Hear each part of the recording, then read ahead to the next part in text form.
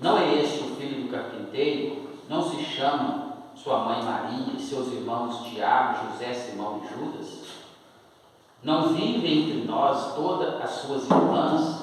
De onde lhe vem, pois, tudo isso? E escandalizavam-se nele. Jesus, porém, lhes disse: não há profeta sem honra, senão na sua terra e na sua casa. As pessoas têm essas ideias de Jesus, de Maria, mãe de Deus, essas coisas. Maria, a mesma mãe de Jesus, era também mãe. Aqui está falando de no mínimo mais 6 pessoas: Tiago, José, Judas, inclusive o Judas que escreve, que ele está lá perto de Apocalipse, era irmão de Jesus, e Tiago também, o pastor responsável da igreja de Jerusalém, era o meio-irmão de Jesus, filho de Maria. O Tiago, que em Atos capítulo 12, ele morre, ele é cortado ao meio para mandar de Herodes, era o filho de Zebedeu, irmão de João. João que escreveu o Apocalipse, as 3 cartas e o Evangelho de Jesus segundo João. Aquele Tiago que escreve lá é o outro Tiago, o meio-irmão de Jesus. Ele está fazendo comparações. Eu já disse que muitas vezes parábola é só uma ilustração, parábola é uma imagem para as pessoas compreenderem o que ele está falando. Aí ele faz algumas comparações aqui. Uma delas ele fala do comprador de pérolas. O homem ficava comprando pérolas. Quem aqui sabe o que é pérola? Você sabe o que é pérola? Você sabe o que é pérola? O que é pérola? Não é uma pedra preciosa. Uma bolinha que fica dentro da ostra no mar, uma bolinha redondinha, bonitinha, preciosa. E esse homem comprava essas pedrinhas, essas bolinhas. Só que ele chegou no lugar e achou uma pedra grandona, muito maior que a outra. Aí ele vendeu as pequenininhas, tudo que ele tinha de seres para ter aquela grandona. E Jesus está comparando. O reino de Deus parece com isso. Uma pessoa lá vai indo, fazendo alguma coisa da vida dele. Quando ele vê o reino de Deus, quando ele depara com essa realidade, ele larga todas as outras coisas para adquirir o reino de Deus. Ele fala do tesouro no campo. O homem está andando no campo, meio do pasto, andando distraidamente, subiando, trupica lá, acha um tesouro. O campo não é dele, mas ele acha um tesouro escondido, uma riqueza absurda. Tem cristal, que é mais conhecido aqui por nós, ou diamante, uma coisa do tipo, e ele não pode pegar. O que ele faz? Ele volta, ele vende tudo que ele tem, ele desfaz de todas as coisas, compra um campo na mão do dono do campo e volta lá para pegar o tesouro. Está falando que o reino dos céus, a igreja, a fé, a salvação é isso. A pessoa está andando por aí, dando valor a outras coisas, visando outras coisas, correndo atrás de outras coisas, até que um dia os olhos dele abrem, ele entende isso. Olha, eu não preciso do inverno, embora eu seria obrigado. Agora eu posso ir para o céu, eu posso ir para o paraíso, tenho uma salvação, tenho perdão dos meus pecados, tenho uma transformação da minha vida, tenho libertação. Ele deixa todas as outras coisas que ele tem, investe todo o seu esforço, todo o seu entendimento, toda a sua vida para segurar o reino de Deus, para adquirir o reino de Deus, para entrar no reino de Deus. Hoje está tudo tão complicado, porque as pessoas estão passando uma imagem de igreja que não é nada bíblico, nada a ver com história bíblica, nada a ver com a cultura bíblica, é uma coisa totalmente nova, desatualizada. A cultura do povo de Deus, no judeu, todo mundo se chamava, até hoje a gente quer chamar um judeu, vamos no culto, eles já perguntam, o que é para me levar? A cabeça deles já é formada, eu vou no culto dar alguma coisa para Deus. Na nossa cultura aqui no Brasil, o que as pessoas entendem quando você fala, vamos no culto? Eles entendem, o que eu vou ganhar? Eu vou ser curado, eu vou ser liberto, eu vou parar de beber, assim, sem esforço nenhum. Eu não vou nem aceitar Jesus. Eu vou na igreja 1 ou 2 vezes, aí você prega, a pessoa escuta, você pergunta se você quer aceitar Jesus, ele fala que não quer Jesus, não está pronto, não está preparado, não vai aceitar não. E depois ele não é liberto, e para ajudar ele a vir, põe a culpa na igreja. A igreja é tão ruim, tão fraca, que ele não foi liberto. A ideia que eles têm de vir na igreja buscar igual um supermercado, igual um caixa do banco. Vamos lá na sua igreja, quem tem na sua igreja? Qual as bênçãos lá na sua igreja? Vou buscar as bênçãos. Essa é a cultura brasileira hoje de pregação. E tem as igrejas neopentecostais que pregam mesmo essa ideia. Você dá 100, você receber 1.000, fulano deu 100, ganhou uma loja, fulano deu 500, ganhou um supermercado, outro ganhou a casa, você dá oferta, vai pedir pano de melhor, vai pedindo oferta, e as pessoas vão dando oferta e vai virando aquela crença dentro deles, que a igreja é uma moeda de troca, basicamente uma mesa de apostas, onde você põe pouco e ganha muito. Enquanto a visão, e essas palavras de Jesus aqui está ilustrando, tudo que você tinha, tudo que você conhecia, na hora que você vê o reino de Deus, aquilo fica menos precioso para você e você começa a investir para ter o reino de Deus. Você pega Mateus capítulo 11, Jesus falou assim que dos nascidos de mulher, João Batista é o maior de todos. Mas no reino de Deus, o menor no reino de Deus é maior que João Batista ainda. E ele fala assim que o reino de Deus ele é tomado por esforço. E aqueles, aí Jesus já define, e aqueles que se esforçam se apoderarão do reino. Automaticamente ele já deixa subentendido, e aqueles que não esforçam não vão se apoderar do reino. O apóstolo Paulo, ele fala também que a custo de muito sofrimento e esforço, nós vamos entrar no reino de Deus. E o que as pessoas falam? Vem para a igreja um pouquinho, Jesus vai te abençoar, você vai ter uma vida maravilhosa que você vai ter. De fato a vida vai ser maravilhosa, porque você vai participar da vida eterna. De fato vai ser maravilhoso, você vai ter uma esperança na sua vida, de um galardão da recompensa eterna. Mas, enquanto isso, não é essa maravilha que as pessoas ficam falando. Não é. Todos quantos quiserem seguir piedosamente a Cristo padecerão perseguições. Isso é automático, definitivo, instantâneo e sem chance de sair fora. Não existe ninguém em todo o planeta Terra servindo a Deus que não está padecendo perseguição. Se ele não está padecendo perseguição e não tem aflição nenhuma, ele não está servindo a Deus. Você pode afirmar isso mesmo, porque a Bíblia não erra. E a Bíblia fala que todos quantos quiserem seguir a Cristo piedosamente, ou seja, fazer as coisas direito e levar a sério, ele vai padecer perseguição. Alguém vai perturbar ele. Em casa, na igreja, na rua, no trabalho. Ele vai deparar com ele mesmo e ver que ele é o maior inimigo que ele tem. E ele vai descobrir nele dificuldades e barreiras, de esforço, de perseverança. O reino de Deus, se ele não for visto como algo valioso, precioso, maior que tudo que você já conheceu, você vai simplesmente ficar com as coisas que você já conhecia. Igual a multidão de pessoas faz. Igual muitas incontáveis pessoas fazem.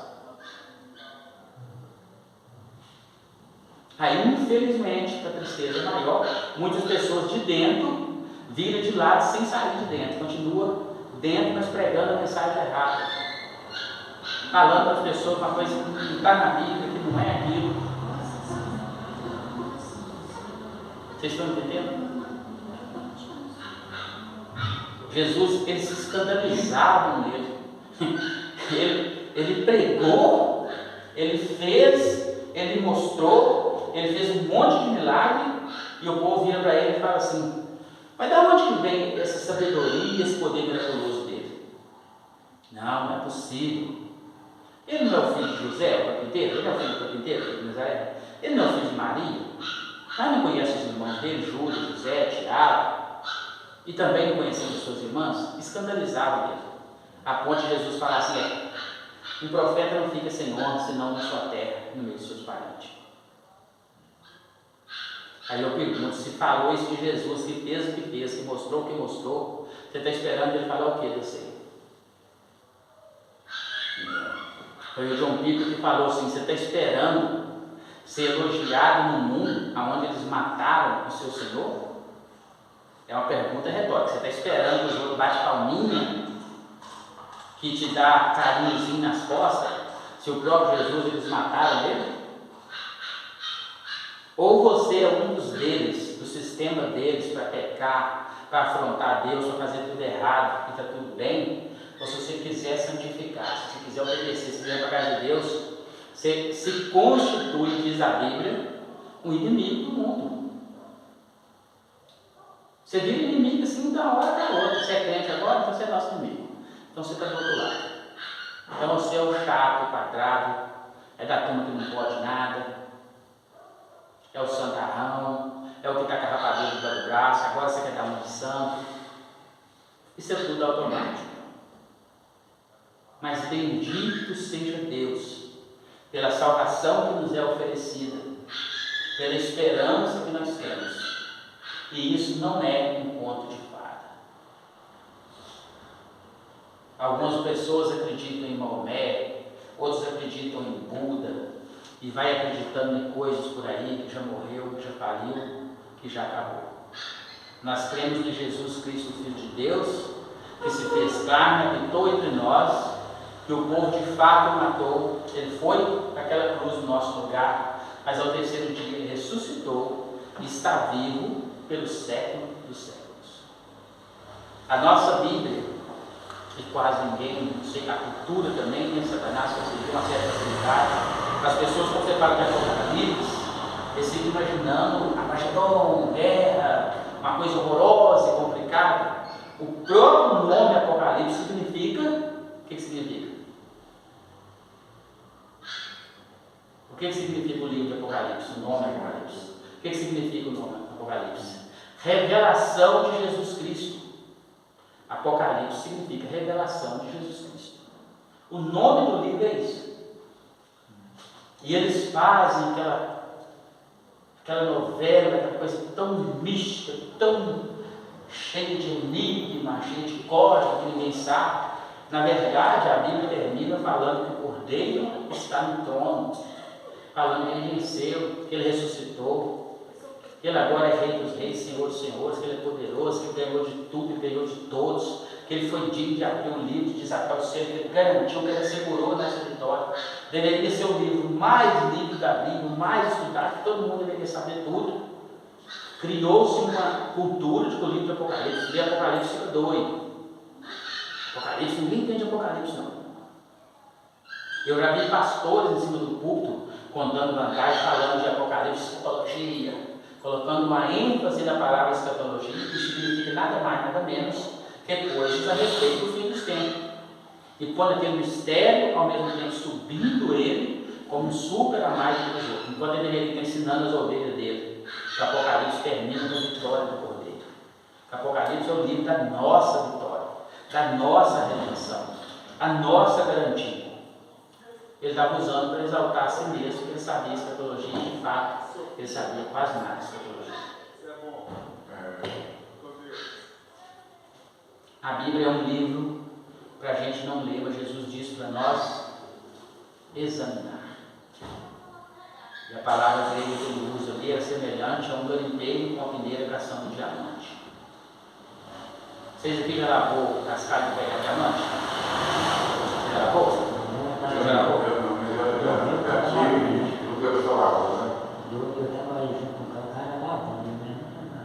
Você lava, põe o material na peneira, normalmente são 3 peneiras com costura diferente, como a malha 17, a 12 e a 8, que é a mais fininha. O processo, o material mais grosso vaza daquela cai dentro de baixo, depois vaza daquela cai dentro de baixo, chega a última. Então tem aquele processo de balançar e juntar, você vai guardando a água. A coisa mais pesada que tiver ali, que no caso é o diamante, vai para o fundo de tudo. Você vira primeiro e bate, aqui vai para o cima de tudo. Mas o ponto específico é que você está procurando, no meio de bilhões de pedras, uma outra pedrinha pequena, que no caso é o diamante. Aquela pedreira fina, que tem os diamantinhos pequenininhos, você precisa prestar muita atenção. Porque tem um jeito de lavar, a pessoa sabe, a pessoa não sabe, a pessoa não sabe, mistura forma com diamante, mistura forma com cascalho, não junta direito. Quando a pessoa sabe mesmo, que ele tem treinado, ele faz um movimento da peneira tão preciso, que quando tem diamante, aquele brilho, o diamante fica por cima de tudo. Já fica mais fácil, mas em alguns casos o diamante fica afundado no meio da forma, você faz uma faquinha de bambu, se o sol estiver quente, você com a sombra com papelão, e atentamente, controlando até a respiração, você vai abrindo e procurando, querendo achar, porque do contrário, o que vai acontecer? O diamante vai estar lá, você vai bater lá, vai passar tudo, vai jogar tudo fora, vai ficar aqui a mesma coisa, você não vai achar nunca. E se um companheiro vê o outro cortando uma coisa de diamante com distração, ele xinga ele, eu já vi isso muitas vezes. A pessoa está cortando, ela começa, presta atenção aí, moço, você vai passar o diamante todo aí? Ele nem tinha diamante no negócio, bem na hora que ele não estava pensando, vai que passava, né? Inclusive, outras pessoas vinham que chama faiscar ou repescar, lavar aquilo que já foi lavado e achar o diamante. E às vezes por causa disso, falta de atenção. Foi isso que Jesus falou para a gente fazer com a Bíblia, não é para ler, ler para a gente ler jornal, revista. Se você entender bem, se não entender, amém. Se você compreender profundamente bem, se não, amém. A Bíblia não, a Bíblia deveria ser estudada, examinada, desejar conhecer o que está nela. Porque nesse mesmo lugar Jesus fala: vocês devem examinar a Escritura, porque vocês julgam, vocês dizem, vocês falam, que por meio delas vocês têm a vida eterna. Ele vai e confia. E é elas mesmas que testificam a meu respeito. Você imagina conhecer Jesus e saber dele sem Bíblia. Pensa tudo que você sabe de Jesus se tirasse tudo que for usado da Bíblia para te informar. Você sabe o que você ia saber de Jesus? Nada. Porque eu afirmo aqui que nenhum de nós três aqui tem um encontro com Jesus no meio da rua. Não viu Jesus pessoalmente, fisicamente. Embora muitas pessoas o viram depois de morto, ressuscitado, depois que ele foi para o céu e já voltou, ele apareceu a algumas pessoas, exemplo do apóstolo Paulo, apareceu algumas vezes, pessoas recentes agora da nossa época, viu Jesus fisicamente, é uma experiência, um presente que ele ganhou. Mas a copiosa maioria não viu. Nós cremos por causa das Escrituras. Só que a Bíblia é tão poderosa, tão sagrada, tão cheia de poder, que a gente tem tanta certeza como se tivesse visto. Para mim, se você parar de dizer Afonso, Sandoval, de Jesus, eu tenho tanta certeza nos três, da existência. Eu tenho certeza que o Senhor existe aqui, eu tenho certeza que o Senhor existe aqui, eu tenho certeza também que Jesus existe, sem nunca ter visto ele, por causa das Escrituras. Isso torna a Escritura poderosa, sagrada, interessante e importante. E a pergunta que eu faço nessa noite: estamos dando essa importância para a palavra? Estamos olhando para o reino de Deus como um tesouro, como uma pérola grandona? Estamos olhando para o reino de Deus como um campo onde estava andando e achou um tesouro enterrado? Imagina a cena: você está andando, você está precisando de dinheiro para a gente anda, você está dando uma volta lá no terreno do seu sogro, e daqui a pouco você vê um tesouro todo tamanho lá no chão. Quando só a pedrinha do cristal, você abre, você tem aquele trelhão do cristal, trem de mais de R$1 milhão. Às vezes não está na parte da herança de anjo, mas eu vou trocar com meu cunhado, vou comprar aqui, eu vou adquirir. Eu vou vender tudo que eu tenho e vou comprar. Porque na hora que eu comprar o terreno, eu volto lá, o terreno já é meu, eu pego o tesouro e é meu também. Uma ilustração que Jesus está dando: você chegou na igreja, você entendeu, tem uma promessa para a sua vida, tem uma vida eterna.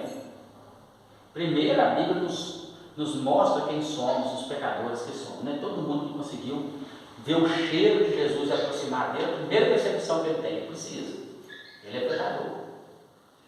Ele é uma pessoa candidata, eleita por maioria de voto e nascimento, a ir para o inferno, para a condenação. Ele entende isso instantaneamente. E aí vem aquela primeira sensação, na que a pessoa fala: não, Jesus te salva disso, te livra disso. O que a gente faz? A gente aceita. A gente corre e quer. Mas o tempo passa e às vezes começa a desgastar. Muitas são as pessoas que são sufocadas pelos cuidados dessa vida, desistem, largam e vão embora, mas graças a Deus que nós não desistimos. Graças a Deus que tem essa igreja aqui em Feliz dos Santos. Hoje em dia eu estava pensando: já pensou se não tivesse essa igreja aqui? Aonde será que nós ia estar, nós três? Aonde será que a gente ia estar? Será que a gente ia estar firme servindo a Deus mesmo? Será que a gente ia estar em alguma igreja, tomando ceia, congregando com responsabilidade? É possível que nenhum de nós três não estivesse.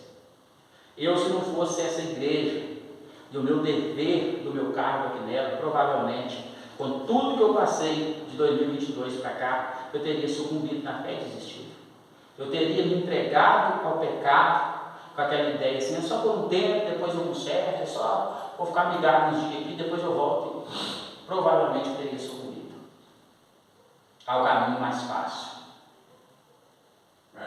É possível que até nós três estaríamos fora de igreja hoje.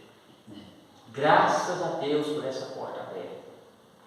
Eu estava em casa hoje pensando nas pessoas que passou nesse ministério desde que a gente começou, as pessoas que entrou, que assistiu o culto, que participou da maneira direta, da maneira indireta, e sobrou nós três. Alguns que esteve aqui com a gente, por exemplo, Verônica, Wesley, graças a Deus, estão firmes na igreja aqui, servindo, trabalhando, estiveram aqui mais como convidado, inclusive nos levou aqui, nos deu assistência lá no batismo. Verônica louvou aqui, Dilma esteve aqui também, está meia boca lá naquela igreja fraca e ruim dela, mas está. Lídia está na igreja do Inhaí. pela misericórdia de Deus, rompendo, né? Mas está também. Mas algumas pessoas, a igreja nasceu com uma desordem dentro, né? Com uma situação desagradável, delicada. Mas isso é normal, e vai ser assim o resto da vida. Quanto mais gente tiver problemas, situações semelhantes, vai ter. O ponto é como nós estamos vendo a igreja, o reino de Deus. O reino de Deus representado pela igreja. Qual é a nossa ótica? Qual é o nosso discernimento? Qual é a nossa definição? Com que valor a gente vê isso? Só mais uma. Estou nem aí, se eu não for nessa, eu vou para outra. Ou a gente pode ver, não, isso aqui me ajuda a tomar posse do reino. Isso aqui me ajuda a estar de pé na fé. Isso aqui me ajuda a servir a Deus. E ajuda. E ajuda muito. Eu vou falar por mim, eu entendo. Se eu não tivesse o compromisso que eu tenho com essa igreja, o cargo e a obrigação que eu tenho com ela, quase 99% eu teria sucumbido na fé. Mas graças a Deus por essa porta aberta, graças a Deus por esse meio que Deus nos encontrou e nos manteve de pé, nos sustentar em movimento, batalhando pela fé santíssima para a nossa salvação. Acreditando que esse tesouro encontrado, essa verdade revelada a nós, a gente dá ela valor, se a gente tem ela por preciosa, nós vamos perseverar até o fim e seremos salvos. É isso que a Bíblia fala. Aquele que perseverar até o fim será salvo. Se subentende que aquele que perseverar até na metade será? Quer ganhar a salvação, né? Não é salvo. Será condenado, perdido. Se o que vai até o fim é salvo, se subentende que o que vai até na metade não é. É condenado.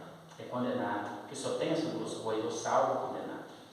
Que Deus nos dê força e que possamos ser achados fiéis a Deus. Deixa eu fazer isso, Pedro, né? Já que você falou que o cara vendeu tudo que tinha e foi para comprar outra coisa, mas ele vendeu tudo que ele tinha, era para ajudar os pobres. Ele tirou alguma coisa para Deus?